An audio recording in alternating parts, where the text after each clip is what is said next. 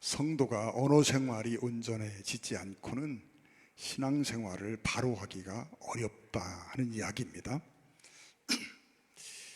여러분, 우리가 품격 또는 성품, 사람 됨됨이를 말할 때 이런 표현들을 씁니다. 이런 단어를 사용하는데, 그때 사용되는 품자를 보면 입구자 3개가 모여서 품자를 이룹니다. 여러분, 이 한문 품자의 의미가 무엇일까요? 사람이 사용하는 언어가 그 사람의 품격을 결정한다 하는 의미라고 생각합니다.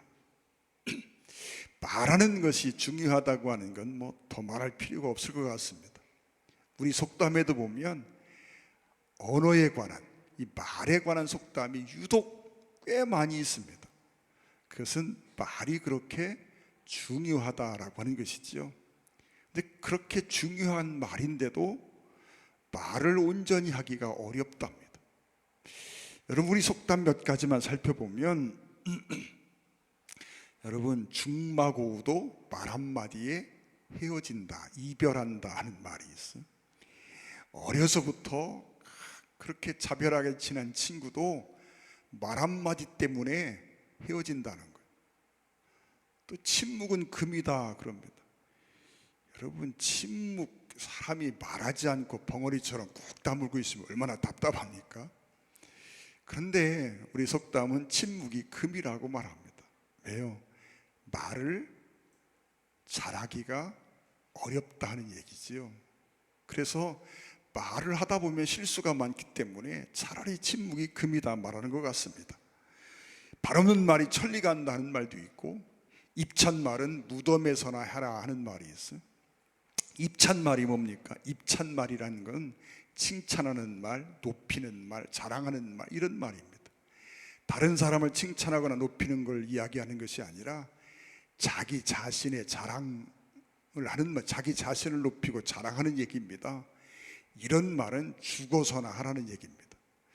여러분, 우리는 다 자랑하기 좋아합니다. 뭔가 자랑거리가 있으면 그거 정말 자랑하지 않고 지나가기가 어렵습니다. 근데 여러분, 누가 자랑하는 소리를 들으면 그걸 보고 다 기뻐하고 즐거워하는 사람 별로 없습니다. 우리가 잘 알고 있음에도 불구하고 자랑하기를 멈추는 게 쉽지 않다는 거지요.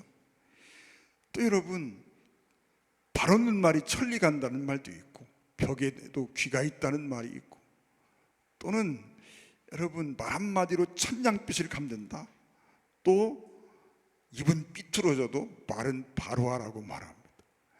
쏘아낸 화살은 회수할 수 있지만 한번 뱉은 말은 다시 담을 수 없다, 이런 표현들 등등 해서 여러분, 말에 대한 어떤 속담이나 이런 그 말들이요, 우리에게도 너무 많이 있습니다. 그만큼 말이 중요하다는 거겠지요. 오늘 야고보가 편지를 쓰고 있습니다.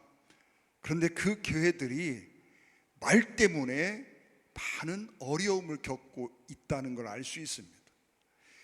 성도가 사용하는 언어로 말미암아 교회가 분열되기도 하고 교회의 심각한 위기를 초래하는 그런 일들이 이루어졌다는 겁니다. 여러분, 우리는 때로는 선의를 가지고 한 말인데도 어떤 사람들에게 상처가 되는 일들을 참 많이 봅니다. 나는 악의로 말한 게 아닙니다. 선의를 가지고 말했습니다. 그런데도 불구하고 여러분, 그 선의로 한 말이 그 사람에게는 상처가 되는 말이 되는 경우가 허다합니다. 여러분, 어떤 사람이 나를 대하는 태도가 달라졌습니다. 아니, 내가 잘못한 게 하나도 없는 것 같은데 왜 저리 됐을까? 오랜 시간 고민을 하다가 어느 날 물어보게 됩니다. 아니, 내가 뭔가 잘못한 게 있느냐고. 그러면서 대화를 나누다 보니까 내가 했던 어떤 말이 그 사람에게 시험이 됐습니다. 그래, 나는 그 말을 절대로 악의로 한 말이 아니고 선의로 한 말인데 그 말이 그에게 시험이 됐습니다. 그걸 보고 해명도 하고 하지만 여러분, 그게 참 언어라고 하는 것이 얼마나 어려운지, 말을 잘한다고 하는 것, 말에 실수하지 않는다는 것이 얼마나 어려운지를 실감하게 되는 그런 사건입니다. 여러분, 지금 야고보가 언어 생활 때문에 위기가 닥친 교회들에게 편지를 쓰면서 언어 생활에 대한 조언들을 하고 있습니다. 여러분, 우리의 혀는 특징이 있는데 작은 것이지만 영향력이 크다라고 하는 겁니다. 오늘 4절 6절에 보니까 또 배를 보라, 그렇게 크고 광풍에 밀려가는 것들을 지극히 작은 키로서 사공의 뜻대로 운행하나니 이와 같이 혀도 작은 지체로 돼 큰 것을 자랑하도다. 보라, 얼마나 작은 불이 얼마나 많은 나무를 태우는가. 얼마나 작은 불이 얼마나 많은 나무를 태우는가. 혀는 곧 불이요 불 위의 세계라. 혀는 우리 지체 중에서 온몸을 더럽히고 삶의 수레바퀴를 불사르나니 그 사르는 것이 지옥불에서 나느니라. 여러분, 이 말 한마디가 우리의 삶의 수레바퀴를 불살라 버린다. 즉 삶을 완벽하게 파괴해 버릴 수 있다는 얘기 아닙니까? 여러분, 말 한마디 실수가 인생을 나락으로 떨어뜨린 일들이 일어날 수 있다는 이야기입니다. 여러분, 이 혀는 이렇게 작은 것이지만 이렇게 큰 영향력이 있다는 거예요. 큰 힘이 있다는 겁니다. 잠언 18장 21절에 그렇게 말합니다. 죽고 사는 것이 혀의 힘에 달렸나니 혀를 쓰기 좋아하는 자는 혀의 열매를 먹으리라. 죽고 사는 것이 혀의 열매에 달렸다. 말 한마디가 인생의 생사를 결정할 수 있다는 얘기입니다. 여러분, 내 인생의 생사를 결정할 뿐만 아니라 듣는 사람의 생사를 결정하기도 합니다. 여러분, 말 한마디, 그 한마디 말로 인해서 국가 간에 전쟁이 일어나기도 하고요, 그 한마디 말로 인해서 사람 간에 사람을 죽이고 살리는 일들이 일어나는 것을 우리는 삶에서 수도 없이 목격합니다. 여러분, 죽고 사는 것이 혀의 힘에 달렸다. 이게 여러분 잠언에서 우리에게 주고 있는 아주 중요한 교훈입니다. 민수기 14장 28절은 우리가 꼭 기억해야 하는 말씀입니다. 이건 너무너무 중요한 말씀이죠. 그들에게 이르기를 여호와의 말씀에 내 삶을 두고 맹세하노니. 하나님이 말씀하기를요, 하나님이 맹세하는 일들이 뭐가 있겠습니까? 근데 하나님이 맹세한다는 표현이 성경에 몇 번 등장하는데 그 몇 번 안 되는 맹세 중에 여기 한마디가 있습니다. 여호와의 말씀에 내 삶을 두고 맹세하노니 너희 말이 내 귀에 들린 대로 내가 너희에게 행하리라 말씀합니다. 너희 말이 내 귀에 들린 대로 내가 행하겠다. 여러분, 낮말은 새가 듣고 밤말은 쥐가 듣는다 그러는데요, 여러분, 낮의 말이고 밤의 말이고 다 하나님이 듣고 계십니다. 주님이 나와 같이 계시지 않습니까? 주님은 지금 내 입의 말을 다 듣고 계십니다. 그런데 하나님이 말씀하시기를 너희 말이 내 귀에 들리는 대로 내가 행하겠다라고 말씀합니다. 이게 참 무서운 말입니다. 두려운 말입니다. 우리가 언어를 사용하는 데 있어서 얼마나 신중해야 하고, 여러분, 그 언어를 어떻게 잘 사용해야 되는지를 보여주고 있는 말씀입니다. 여러분, 정탐꾼들의 보고를 듣고 사람들이 원망하고 불평하고 이런 말들을 쏟아낼 때 하나님이 하시는 말씀입니다. 너희 말이 내 귀에 들린 그대로 내가 행하겠다.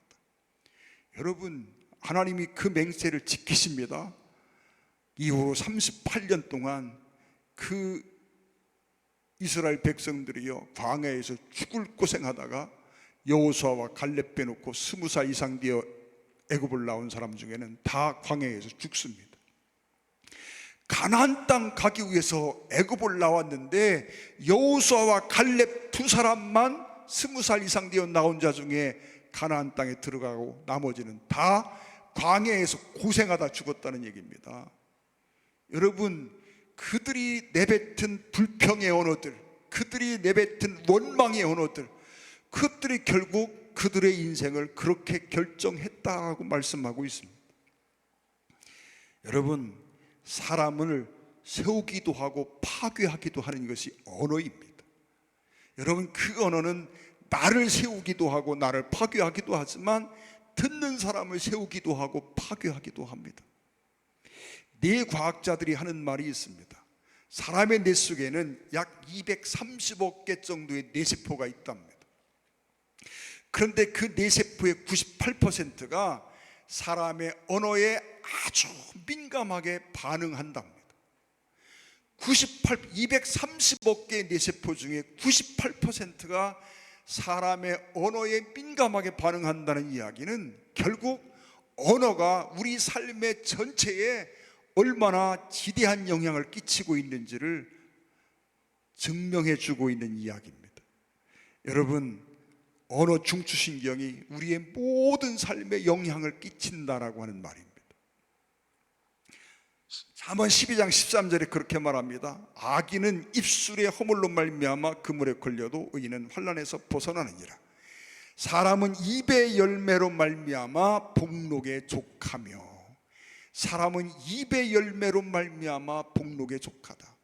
사람이요, 복을 받는데 어디로부터 복을 받느냐? 그가 사용하는 언어로 인하여 복을 받는 것들이 대부분이라는 얘기입니다.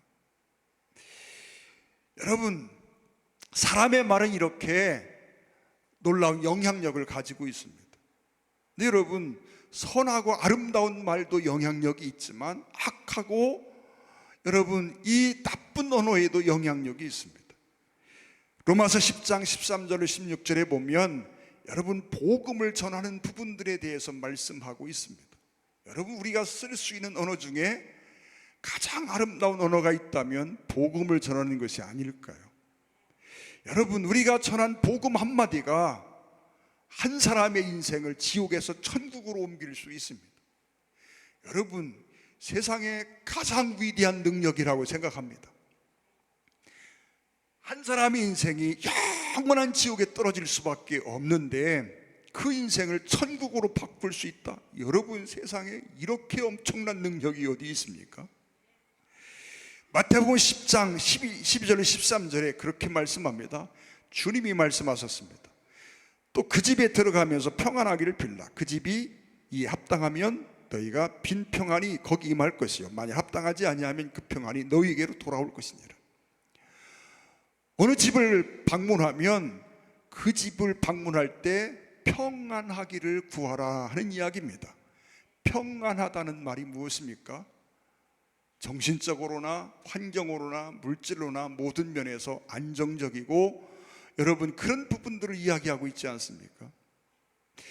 여러분, 이게 꼭 어느 집을 방문할 때만 해당되는 이야기일까요? 어떤 사람을 만날 때도 마찬가지고, 여러분 어느 장소, 어느 기관을 찾아갈 때도 마찬가지입니다. 어느 경우든지 우리는 평안하기를 빌라는 겁니다. 하나님, 이 집에 평안을 주세요. 이 집에 참된 평화가 머물기를 원합니다.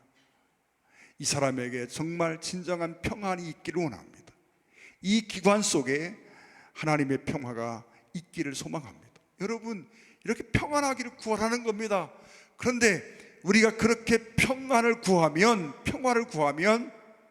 하나님이 보시기에 그 평화가 거기에 합당하면 우리가 빈 평안이 그 집에 이루어지도록 하시겠다는 겁니다. 그런데 그게 그 평화가, 우리가 빈 평화가 그 집에 합당하지 않으면 그 평화가 네게로 돌아올 것이다 라고 말씀하고 있습니다. 여러분, 우리가 정말 누구를 만나든 어느 곳을 가든지 이런 마음을 가지고 그에게 평화를 구하고 있습니까? 여러분, 어느 사람을 만나든지 그에게 정말 하나님의 아름다운 복이 임하기를 소망하면서 그를 위해서 그런 기도를 드리는 마음가짐을 가지고 있습니까?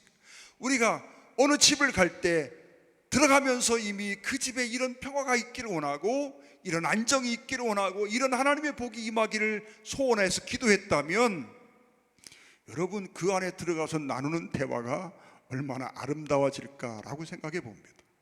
주님은 분명히 우리가 사람을 만나거나 어느 가정을 방문하거나 늘 이렇게 먼저 그 집에 하나님의 복이, 그 사람에게 하나님의 복이 임하기를 소원하고 기도하라고 말씀합니다. 여러분, 이러한 우리의 마음 속에 우러난 기도가 결국은 그 가정 속에, 그 사람 속에 이런 하나님의 복이 임하게 되는 이유가 될, 그 복이 임하게 되는 그런 능력으로 나타난다고 말씀합니다. 그런데 여러분, 악한 말에도 능력이 있습니다. 우리 야고보서 3장 5절 6절 다시 한번 보겠습니다. 이와 같이 혀도 작은 지체로 돼 큰 것을 자랑하도다. 보라, 얼마나 작은 불이 얼마나 많은 나무를 태우는가. 혀는 곧 불이요 불의의 세계라. 혀는 우리 주체 중에서 온몸을 더럽히고 삶의 수레바퀴를 불사르나니 그 사르는 것이 지옥불에서 나느니라. 야고보가 탄식하며 하는 말이지요. 교회가 혼란에 빠졌습니다. 그 혼란에 빠진 이유가 뭐예요? 언어 때문이라는 겁니다. 여러분, 가끔 제가 그런 말씀드립니다. 신천지가 와도 겁이 안 나고 뭐가 들어와도 겁이 안 나는데 겁나는 게 하나 있다 그랬습니다. 여러분, 성도들 간에 오가는 대화가, 언어가 평안하지 못하면, 순하지 않고 거친 언어가 오가는 모습을 보면요, 걱정이 태산입니다. 그 잠 못 이룹니다. 여러분, 그래서 이게 교회 위기구나라고 하는 생각을 갖게 되고 그것 때문에 잠 못 자고 기도합니다. 여러분, 이처럼 말은 엄청난 영향을 가지고 있는데, 그래서 우리가 선하고 아름답고 격려하고 세우고 이런 언어를 써야 되는데, 문제는 사람의 본성이 그렇지가 않다는 겁니다. 여러분, 마태복음 15장 19절 20절에 주님이 말씀합니다. 마음에서 나오는 것은 악한 생각과 살인과 간음과 음란과 도둑질과 거짓 증언과 비방이니 이런 것들이 사람을 더럽게 하는 것이요. 주님이 말씀하고 있습니다. 사람의 마음속에서 나오는 것이 뭐냐? 악한 생각, 살인, 간음, 음란, 도둑질, 거짓 증언, 비방, 이런 것들이랍니다.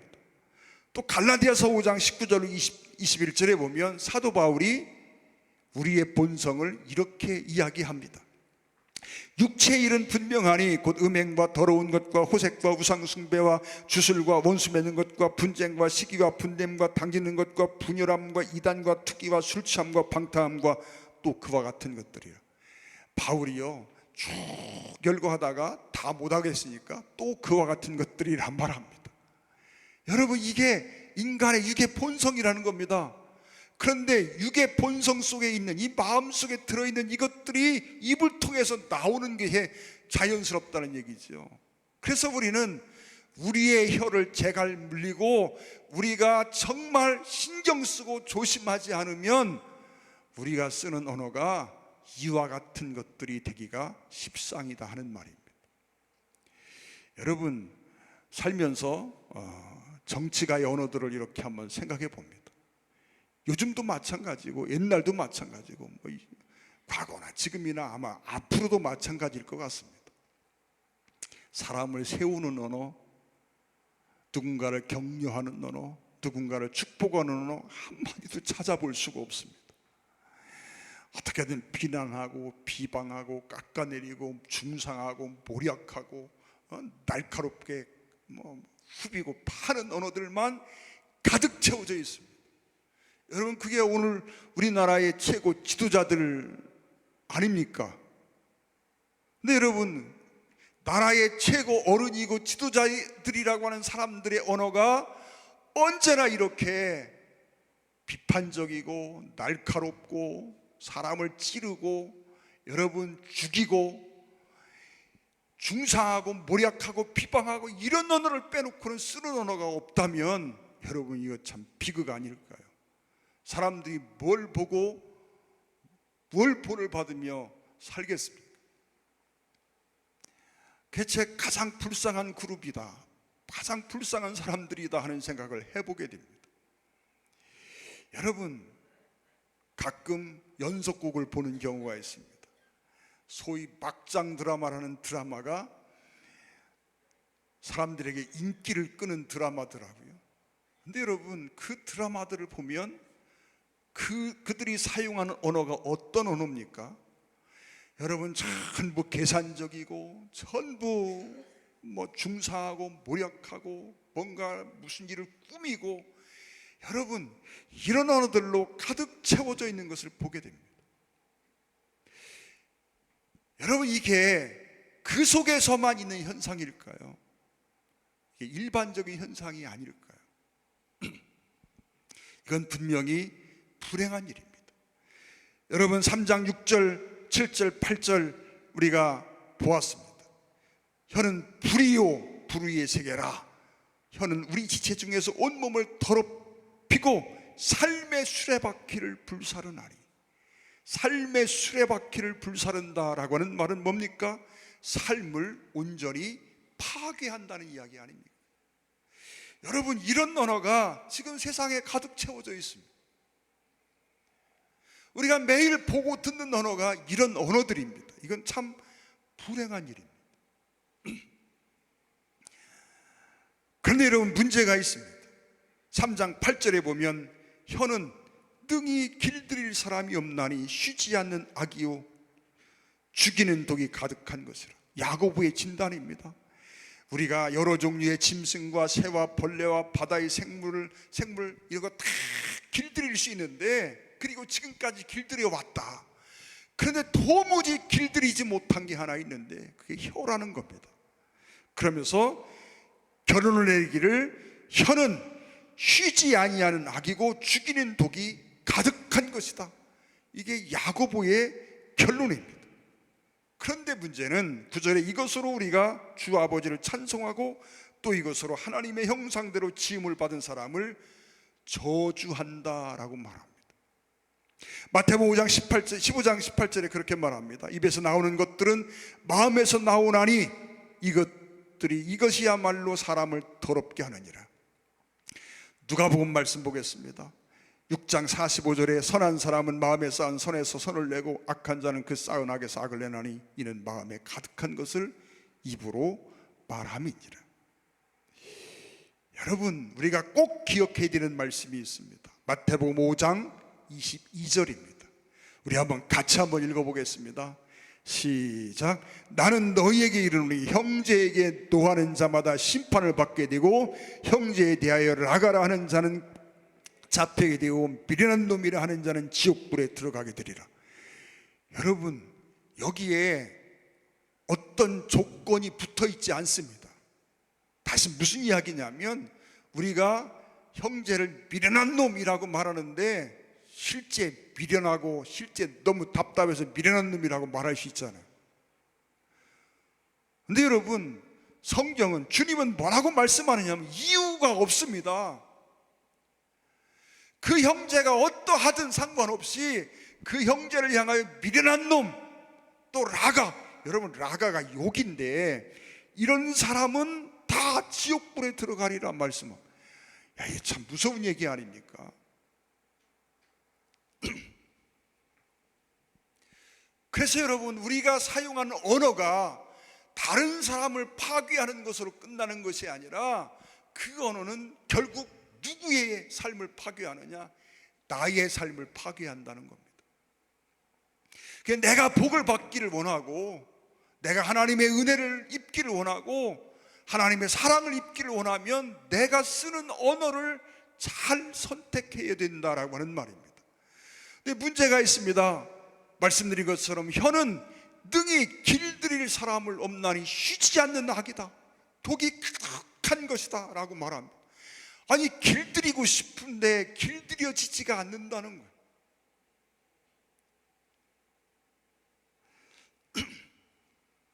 그러면서 야고보서 3장 1절에 뭐라고 말합니까? 내 형제들아, 너희는 선생된 우리가 더 큰 심판을 받을 줄 알고 선생이 많이 되지 말라. 우리가 다 실수가 많으니 만일 말에 실수가 없는 자라면 곧 온전한 사람이라 능히 온몸도 굴레 씌우리라. 말에 실수가 없으면 온전한 사람이라 능히 온몸도 굴레 씌우리라. 말에 실수가 없으면 온몸도 굴레 씌운다 하는 말이 뭡니까? 우리가 우리의 삶을 잘 다스리고 이끌어 갈 수 있다는 얘기입니다. 여러분, 내 언어는 정말 절제된 언어입니까? 말과 행함이 일치되는 언어일까요? 선생되지 말라 하는 말 속에서 우리가 들리는 갖는 뉘앙스가 있습니다.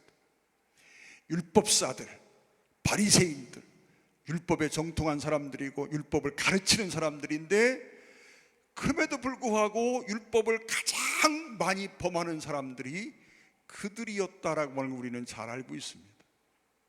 언행이 전혀 일치되지 않는 사람들이었습니다.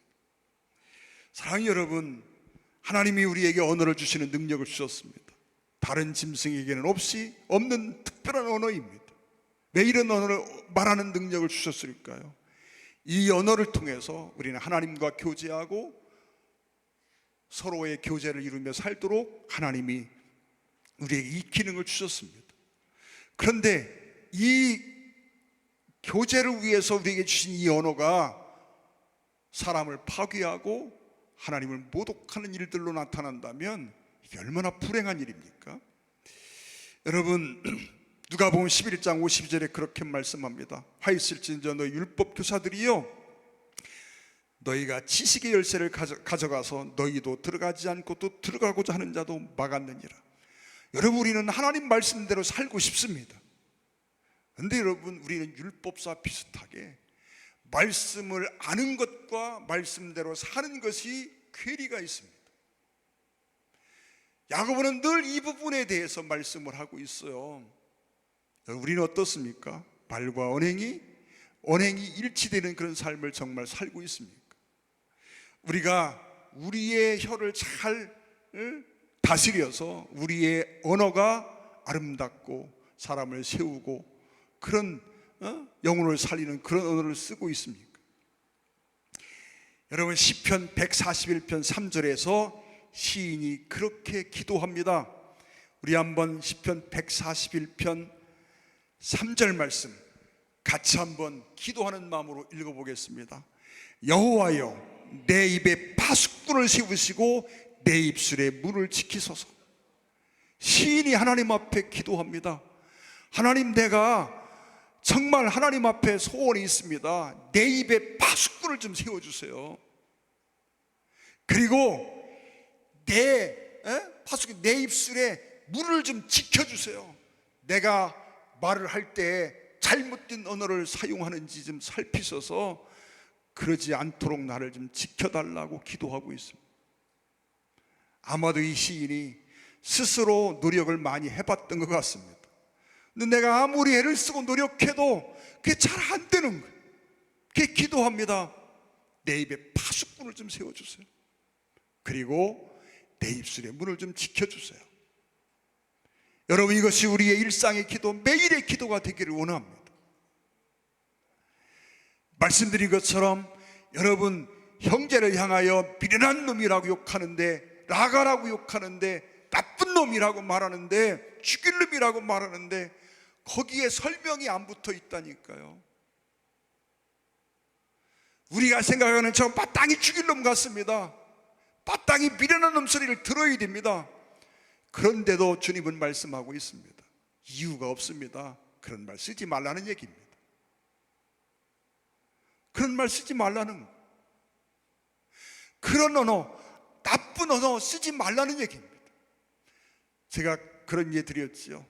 우리 감리교 감독회장을 지냈던 김홍도 감독님이 딸내미한테 화가 나가지고 막 욕을 하는데 하고 욕이 나오는데, 우리가 흔히 쓰는 그런 아주 막 험한 욕이 튀어나오려고 해서 깜짝 놀래가지고 이 대통령 부인 되려나 하고 욕을 바꿨다고. 욕을 하기는 해야 되겠는데 이미 입이 열렸는데 멈출 수가 없으니까 이 대통령 부인 되려나 하고 욕했다고. 사랑하는 여러분, 우리가 쓰는 욕 중에 육시를 할 놈, 그런 얘기 우리 어른들이요 많이 썼어요. 옛날 어른들이 자식을 막 욕하면서, 자식이 욕을 하면서 이 육시를 할 놈하고 욕을 해. 육시가 뭐요? 사람을 6토막 낸다는 얘기입니까? 생각만 해도 끔찍한 얘기 아닙니까? 함부로 쓰면 안 됩니다. 옛날 부흥회하는 목사님들이 하시던 유명한 레파토리 하나가 있습니다. 사람의 말에 대한 레파토리 중에 하나가, 우리나라가 왜 이렇게 그래도 그 가난한 나라에서 부자 나라가 됐느냐 그랬더니, 아이들을 코를 풀면서 야 흥해, 야 이서가 흥해 해가지고 우리가 흥해졌다고 우스갯얘기로 그런 얘기들을 가끔 합니다. 사랑하는 여러분, 언어는요 힘이 있습니다. 내가 사용하는 언어가 내 인생을 결정합니다. 그건 너무 중요합니다. 시편 19편 14절 우리가 잘 아는 말씀이지요. 우리 한번 같이 기도하는 마음으로 한번 읽어보겠습니다.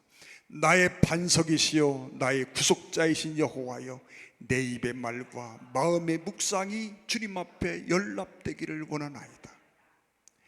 이 시인이요, 내 입을 통해서 나오는 말뿐만 아니라 내 마음속에 품은 생각까지도 하나님 앞에 연락되는 거룩한 것이 되기를 소망하며 기도하고 있습니다. 여러분, 우리 마음속에 정말 이런 소원이 있습니까? 내 입의 언어 하나하나가 하나님이 받으시기에 합당한 언어가 되고, 내 속에 품은 생각까지도 거룩해져서 하나님 앞에 연락되는 그러한 것이 되기를 소망하는 마음이 내게 있습니까? 여러분, 시인이 그렇게 고백합니다. 내 입에 파수꾼을 좀 세워달라 기도하고 있습니다. 내 입에 문지기를 좀 세워달라고 부탁하고 있습니다. 여러분, 내 입의 언어가 하나님이 받으시기에 합당한 거룩한 것이 되기를 위해 기도하고 있습니다. 이 시인이 또 고백합니다. 내 마음속의 생각까지도 거룩해져서 하나님이 받으심직한 것이 되기를 소망하며 기도하고 있습니다. 우리는 이런 소원을 품고 기도해야 합니다. 우리가 스스로의 노력만을 가지고는 여러분 내 언어를 아름답게 하기가 우리는 불가능합니다. 왜요? 우리 마음속에는요, 우리 육의 어떤 본성 속에는 악함이 이미 가득 차 있습니다. 그래서 이것들이 밖으로 나오기가 너무 쉽습니다. 또 하나 중요한 것은, 나는 선의를 가지고 말했어도 듣는 사람에게는 상처가 되는 일들이 비일비재하기 때문에 그렇습니다. 그래서 우리는 내 언어 생활을 놓고 하나님 앞에 심각하게 고민하며 기도해야 합니다.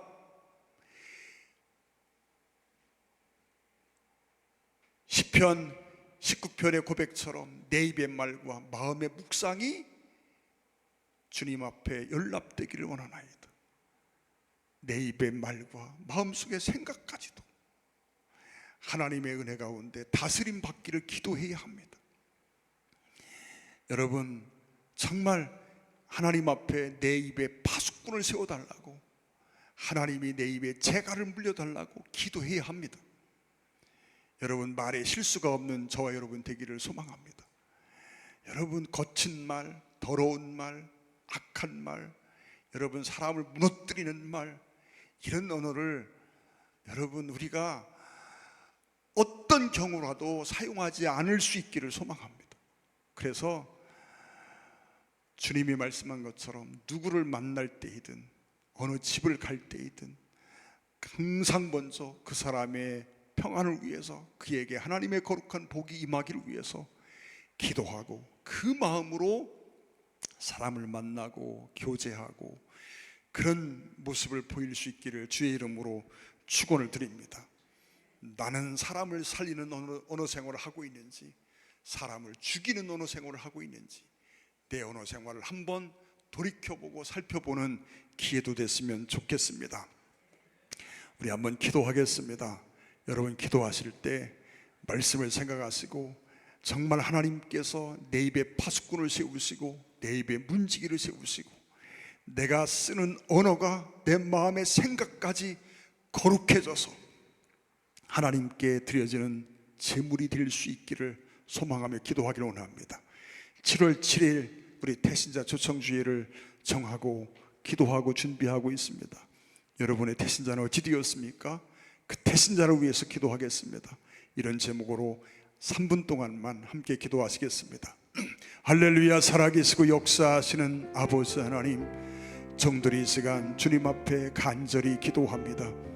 아버지 하나님, 내 입의 말과 내 속의 생각까지도 하나님께서 받으시는 거룩한 제물 되기에 합당해지기를 원합니다. 우리는 말에 실수가 없기를 소망합니다. 그러나 우리는 부족합니다. 본질적으로 우리가 말에 실수가 없는 자가 되기가 어렵습니다. 주님, 우리를 불쌍히 여기시고 붙잡아 주시옵소서.